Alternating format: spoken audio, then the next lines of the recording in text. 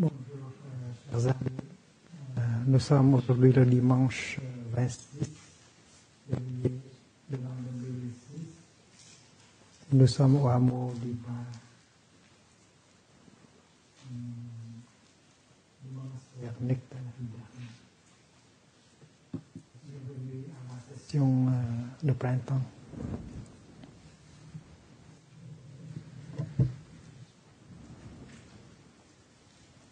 Le bouddhisme, c'est une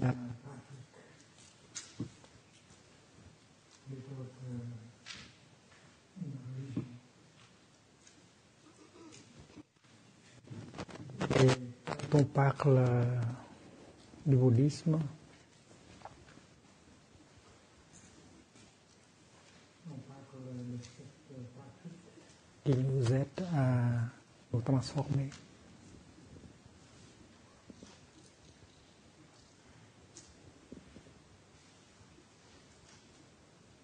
Dans le bouddhisme, les thèmes comme création, révélation, rédemption ne sont pas importants du tout.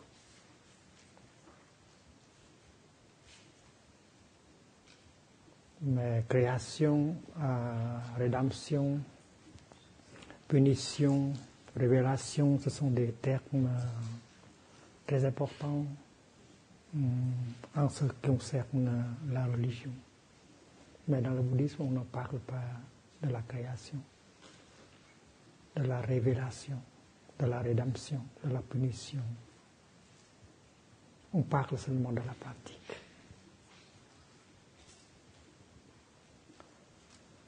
Donc, c'est pas correct de classer le bouddhisme dans la catégorie des religions.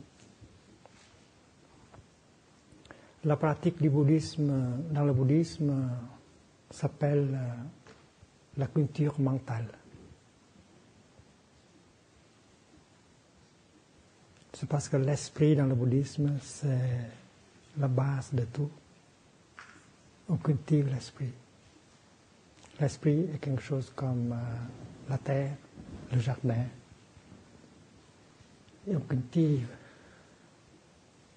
pour avoir des fleurs, des fruits. Et le mot sanskrit, c'est Chitta Bhavana. Chitta, ça veut dire l'esprit. Bhavana, c'est la culture. Donc, le mot culture mentale, c'est le mot exact employé par le bouddhisme. Le terme méditation, c'est un terme occidental. Mais dans le bouddhisme, on parle de la culture mentale, de la pratique, de l'entraînement. Et dans le bouddhisme, ce qui est équivalent à Dieu, c'est l'esprit. On parle de l'esprit. On parle de la culture mentale. Et le Bouddha n'est pas un Dieu, un créateur. Le Bouddha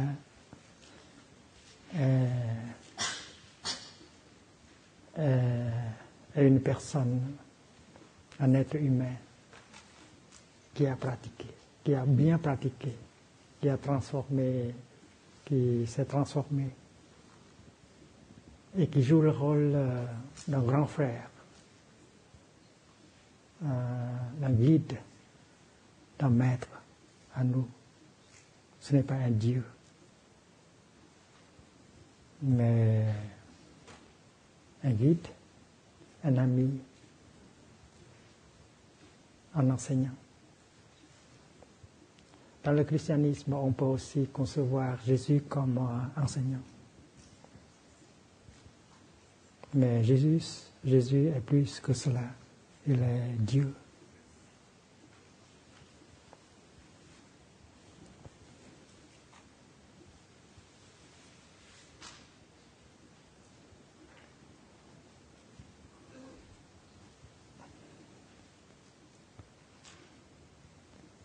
Dans le vietnamien, on a le terme tu, la pratique tu.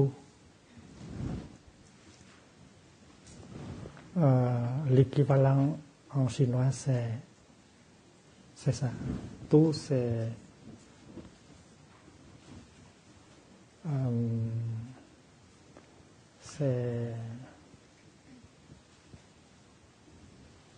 rendre mieux.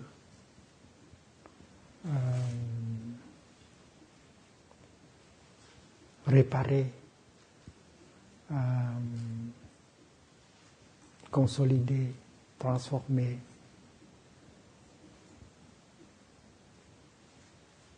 rendre plus beau, plus vrai, tout. C'est comme le tu français. Et puis tap, c'est l'entraînement. La pratique. La pratique qui vise à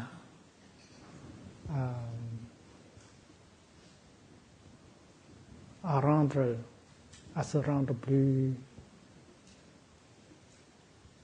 beau, plus vrai, plus parfait, pour améliorer la chose. Améliorer, c'est le mot. Pour rendre plus beau, plus sain, plus heureux, plus mieux.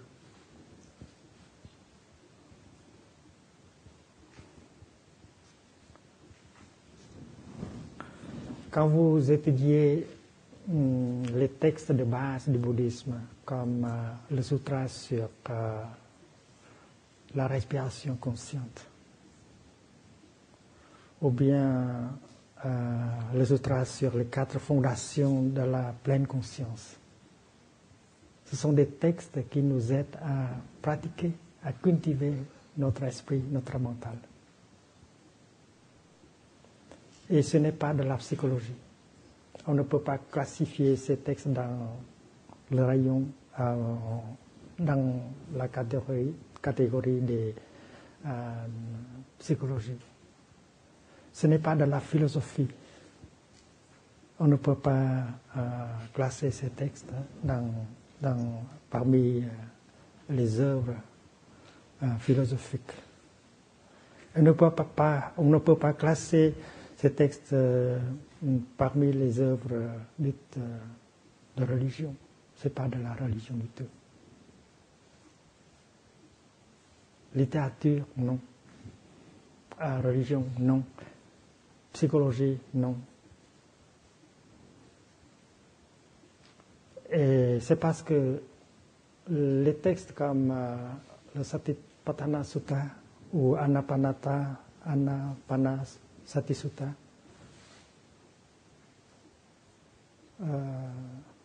c'est pour la pratique de la guérison, de la transformation. Donc on peut classer ces textes dans la catégorie de la psychiatrie, de la médecine. C'est plus approprié. Ce n'est pas de la religion, ce n'est pas de la philosophie, ce n'est pas de la psychologie, ce n'est pas de la littérature, c'est de la médecine, c'est de la psychiatrie. Il y a des mots on veut adresser ces mots-là pour pouvoir les transformer. Ça, c'est le bouddhisme. Donc, les Occidentaux ont eu la tendance de regarder le bouddhisme comme une religion. Et les bouddhistes eux-mêmes ont transformé leur tradition en religion. C'est parce que dans son origine, le bouddhisme n'est pas une pratique de dévotion. Ce n'est pas une pratique rituelle. C'est la culture mentale. Et cette culture implique le corps. On pratique non seulement avec son esprit, mais on pratique avec le corps. Et le Citta Bhavana, la culture mentale, vise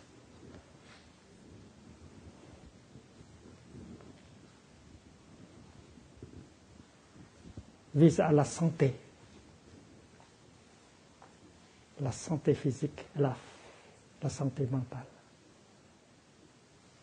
La pratique qu'on appelle la méditation en Occident, c'est pour pacifier notre corps, notre esprit. C'est pour amener la détente du corps.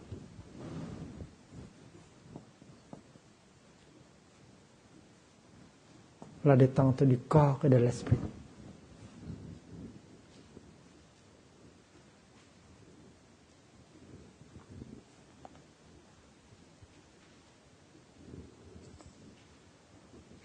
C'est pour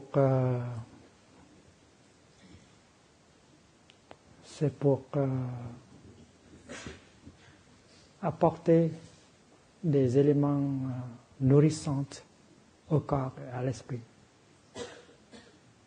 On a besoin de la nourriture pour notre esprit et pour notre corps.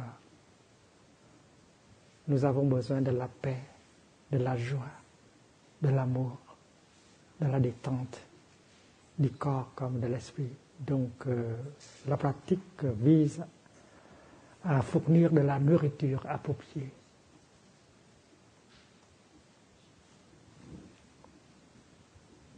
Nourriture.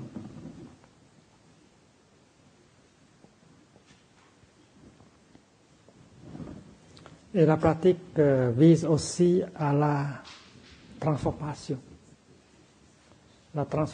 des maladies, des propriétés mentales négatives comme la peur, comme la colère, comme le désespoir. On vise à la transformation de cela. Et c'est pourquoi la culture mentale, c'est pour la transformation,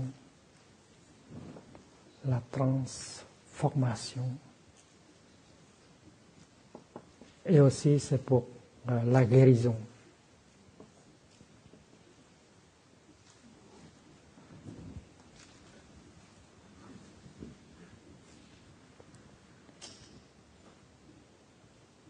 Pour pouvoir arriver à la guérison totale, à la transformation totale, il faut acquérir une connaissance profonde et authentique de soi-même et de l'environnement. Donc la pratique est aussi le regard profond dirigé vers soi-même, vers l'environnement, qui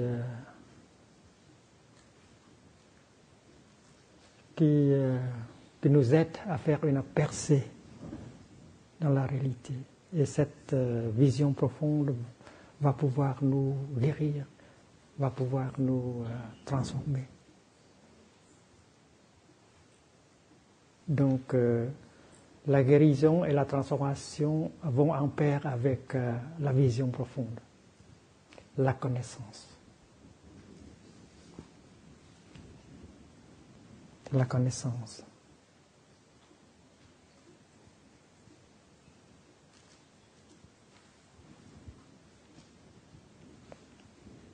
La connaissance ici, ce n'est pas des informations qu'on peut acquérir à cause par l'étude. La connaissance ici, c'est la science, la nescience, la vision profonde, la sagesse.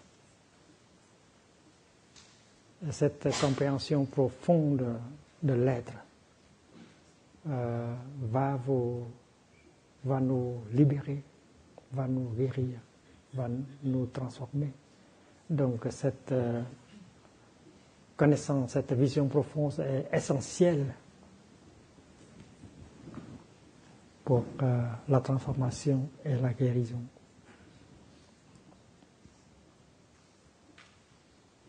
Et vous voyez très bien que la place de la dévotion ici,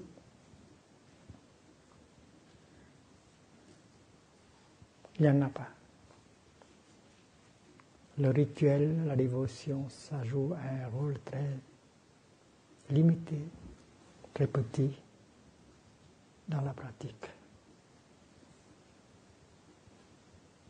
Quand on pratique la marche, comme je le fais en ce moment, ce n'est pas une pratique de dévotion. Ce n'est pas un rite.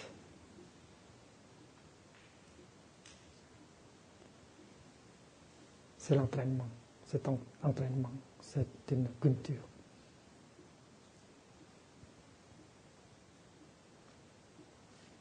Donc, si vous avez besoin de partager votre pratique, il faut bien préciser.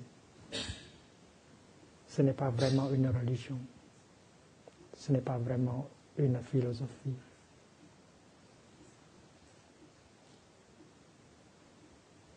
C'est une pratique qui vise à la guérison, à la transformation, qui nous procure de la joie, de la santé, le bonheur.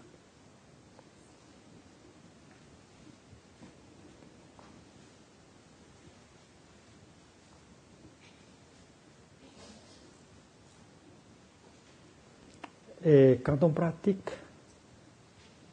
on se sert de son esprit, on se sert de son corps.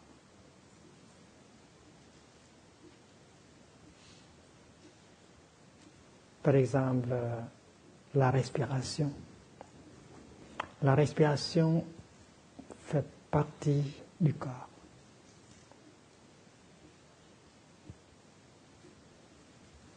Et ceux ou celles qui pratiquent savent comment se servir de la respiration. La respiration est quelque chose qui sert comme un pont reliant le corps et l'esprit.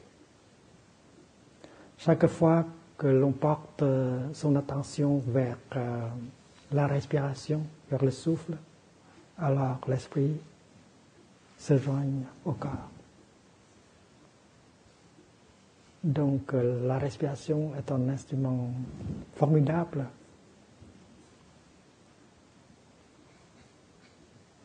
dont on peut se servir afin de pratiquer.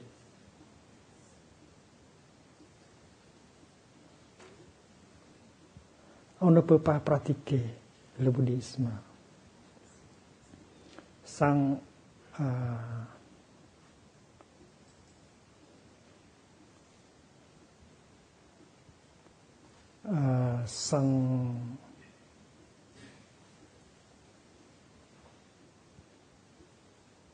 la réunion du corps et de l'esprit.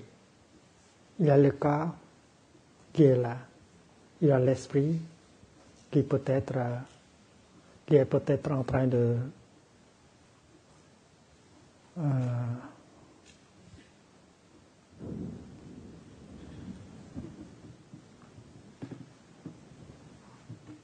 vagabonder. Alors, avec la respiration consciente, on ramène l'esprit vers le corps. Et quand l'esprit est là avec le corps, la pratique devient possible. C'est parce que quand votre esprit est avec votre corps, vous pouvez attraper ce qui se passe dans l'instant présent.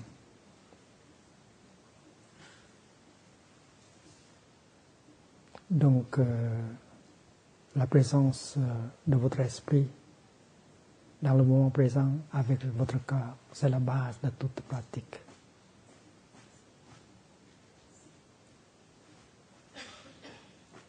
Essayons de nous asseoir correctement avec la colonne vertébrale tout droit. Et portons notre attention sur cela.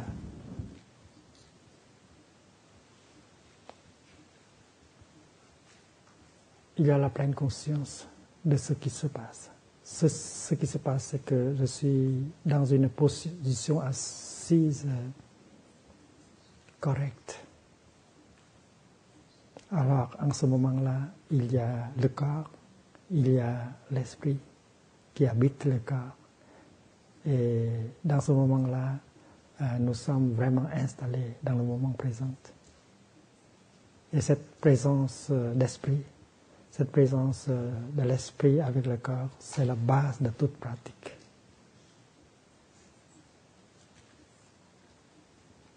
La culture mentale commence avec cela. On peut se servir de son souffle pour ramener l'esprit vers le corps. On peut aussi se servir de la marche pour ramener l'esprit vers le corps. On peut se servir de son sourire pour faire la même chose. Donc, la pratique se fait non seulement dans une salle de méditation, la pratique se fait partout. Nous sommes dans le jardin potager, on peut faire cela. Nous sommes en train de conduire la voiture, on peut faire cela. Nous sommes en train de faire la vaisselle, on peut faire cela. Donc la pratique peut être réalisée à n'importe quand et à n'importe où.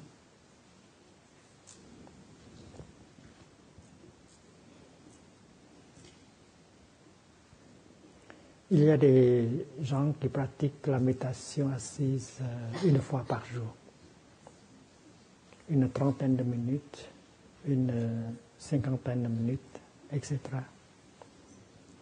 Ils peuvent le faire pendant des années et des années. Ils peuvent dire que moi, je sais faire la méditation. Je peux jouer au tennis, je peux taper 60 lettres dans une minute, je peux jouer au piano, je peux faire la méditation. Ça, on ajoute au répertoire de ces talents une autre chose, c'est la méditation. Mais la méditation, c'est pas cela.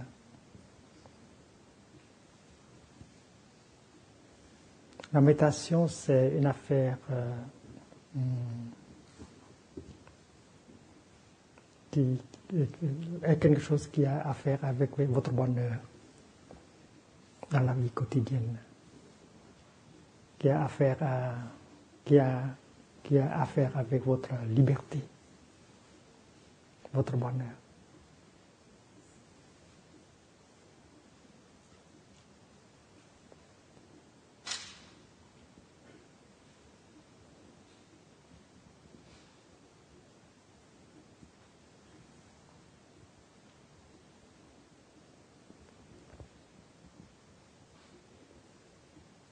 Concernant la pratique de la respiration consciente, le Bouddha a dit ceci: chers amis, avant que je devienne un Bouddha, j'ai déjà pratiqué beaucoup la respiration consciente.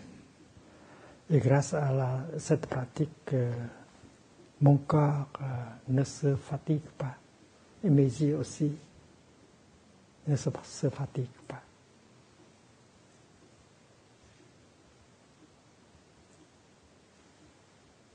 Et on sait qu'après après la grande illumination, le Bouddha continue à pratiquer la respiration consciente.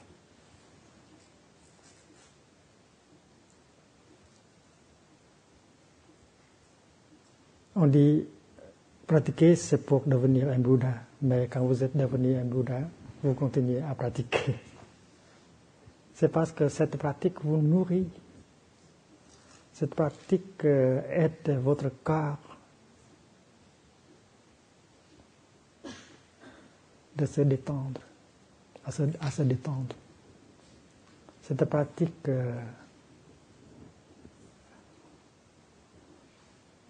vous aide à sentir la détente. Et c'est par ces raisons-là que vous ne sentez pas la fatigue dans votre corps et dans vos yeux ne se fatiguent pas. Alors, la pratique, c'est pour notre plaisir, c'est pour notre bonheur, c'est pour notre détente. Et on peut goûter le plaisir de la pratique. La pratique, c'est pas pour le futur, c'est pour l'ici et le maintenant aussi. Donc, si on pratique la respiration consciente dans sa vie quotidienne, alors on peut se conserver mieux, on peut mieux se conserver. On ne tombe pas dans la fatigue, la tension, le stress. Et pratiquer la respiration consciente, on préserve la détente,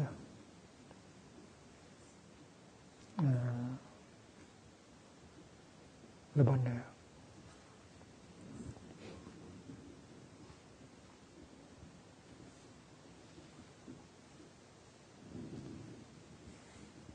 Dans le sutra sur la respiration consciente, le Bouddha a proposé 16 exercices de respiration. Et les premiers 4 exercices visent à aider le corps. J'inspire, je sais que c'est une inspiration que je fais. J'expire, je sais que c'est une expiration que je fais. Et tout le monde peut le faire. On porte son attention vers le souffle. Et quand on respire, on devient conscient du souffle. On devient un avec le souffle. Reconnaître l'inspiration comme inspiration, reconnaître l'expiration comme expiration, c'est une chose facile à faire, même pour les enfants. Quand vous faites cela, vous